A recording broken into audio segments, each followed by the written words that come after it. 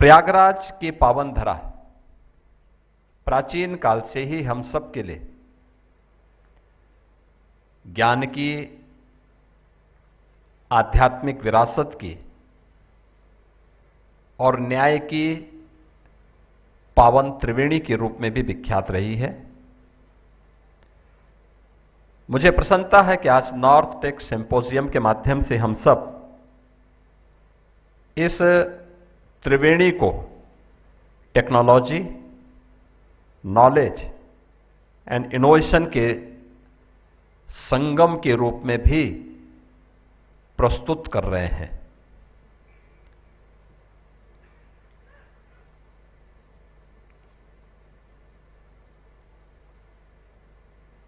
हमारे यहां हम सब इस बात को मानते रहे हैं और ये भारतीय मान्यता भी रही है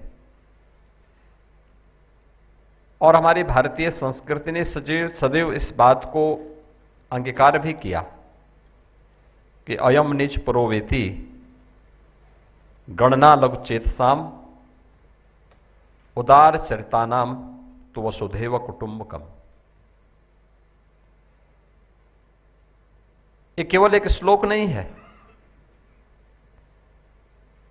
संपूर्ण वसुधा को एक परिवार के रूप में अपने साथ जोड़ने और उसके प्रति ये उदार भाव, ये भारतीय संस्कृति का सदैव से एक प्रेरणा रही है। लेकिन उदारता हमारा संस्कार है, करुणा हमारा स्वभाव, परंतु हमें यह ध्यान रखना होगा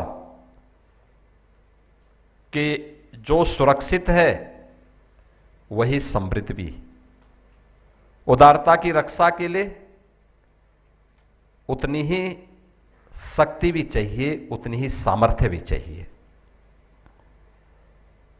और राष्ट्रकवि दिनकर ने इसीलिए बातें कही थी कि क्षमा सोवते उस भुजंग को जिसके पास गरल हो, उसे क्या जो दंतहीन विषहीन विनीत सरल हो।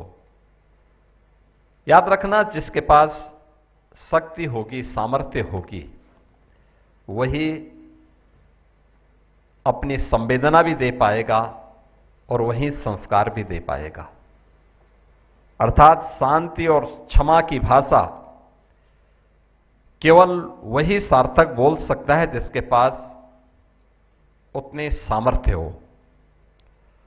आज हम अपनी सामरिक और आंतरिक शक्ति को इसलिए नहीं बढ़ा रहे हैं कि हमें किसी पर आक्रमण करना, अपितु इसलिए कि हमारी उदारता को कोई हमारी व्यवस्था न समझने की भूल करें। राष्ट्र की समृद्धि के लिए यह सामर्थ्य हमेशा अनिवार्य है।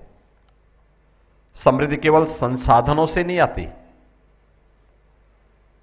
इसके लिए सुरक्षा, स्थिरता और सामर्थ्य का मजबूत आधार उतना ही आवश्यक भी होता है।